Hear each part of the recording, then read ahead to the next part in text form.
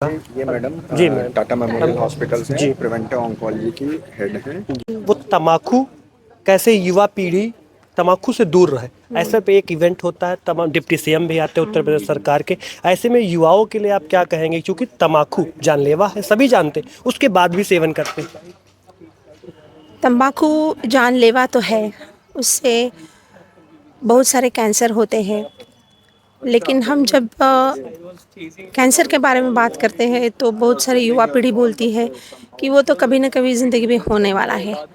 लेकिन जब हम उनको और कुछ बताते हैं, जैसे कि सिर्फ कैंसर ही नहीं, दूसरे भी रोग होते हैं, नॉन कम्युनिकेबल डिसीजेस होते हैं, जैसे कि हाइपरटेंशन है, डायबिटीज़ है, स्ट्रोक है, कार्डियोवास्कुलर डिसीजेस होती है।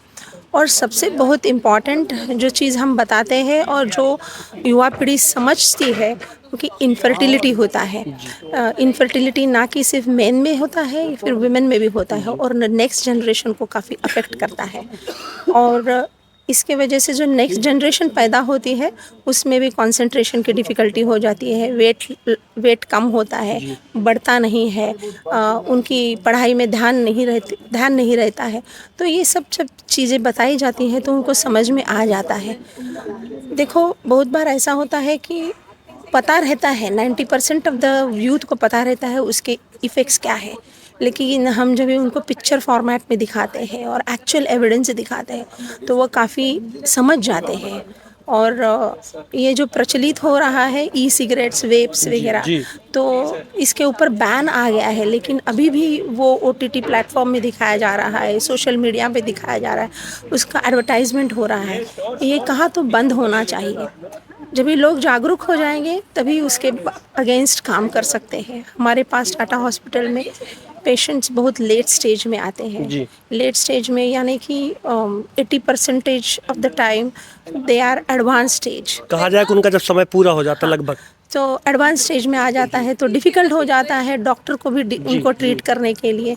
पेशेंट को खुद को ट्रीटमेंट लेना भारी पड़ता है, आर्थिक नुकसान होता है, शारीरिक नुकसान होते रहते हैं, उसके कॉम्प्लिकेशंस रहते हैं। मैम उधर देखिए चल रहा, उसके कॉम्प्लिकेशंस होते हैं और इसके वजह से पूरा उनका जो घर रहता है वो एकदम अस्थाई हो जाता है। ये जब भी इसके अलग अलग तरीके रहते हैं जिससे हम लोगों को जागरूक करते हैं। मेरा डिपार्टमेंट है जो उसके बारे में हमेशा कार्यरत रहता है, जागरूकता बढ़ाती है। टोबैको से रिलेटेड हम ट्रेनिंग प्रोग्राम कंडक्ट करते हैं, हेल्थ केयर प्रोवाइडर को हम अवेयरनेस करते हैं, कम्युनिटी में करते हैं, एनजीओ के साथ करते हैं और कैंप्स भी करते हैं। एक सिंपल टेक्निक होती है जिसे हम ओरल विजुअल इंस्पेक्शन कहते हैं, जिसे ये आदत है जो तंबाकू का सेवन करता है या अल्कोहल का सेवन करता है, उसने खुद के मुंह की जांच हर महीने में एक बार तो करनी चाहिए। और हम उसमें कुछ बताते हैं कि कैसे उसको आइडेंटिफाई करना है और वो आइडेंटिफाई करके जल्द से जल्द उसके कोई भी जो हेल्थ केयर प्रोवाइडर है उनके पास जाना चाहिए। इससे हमें जल्द से जल्द जांच हो जाती है। जल्दी जांच हो जाएगी तो वो जल्दी हॉस्पिटल में पहुंच जाता है और उसको ट्रीटमेंट करना आसानी पड़ता है। मैम एक सवाल है, जब लगातार तम्बाकू इतना ही खतरनाक है तो सरकार इस पर बैन क्यों नहीं करती?